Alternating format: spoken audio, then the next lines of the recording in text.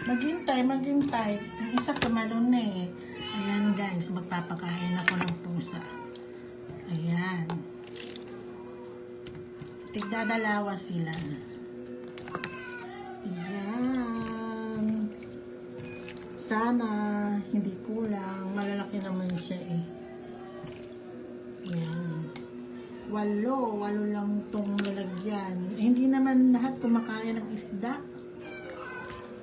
Merong hindi kumakain. Ganun. Wait lang, maghintay kayo. Inagahan ko pagluto eh kasi palagi late ako nagluluto. Ayun, mainit. Mainitan sila. Eh ngayon, maaga ako nagluto. Kaya hindi na siya mainit. Ayan guys. Thank you for watching. Papakain na tayo. Ayun, isa hindi pa nalagyan.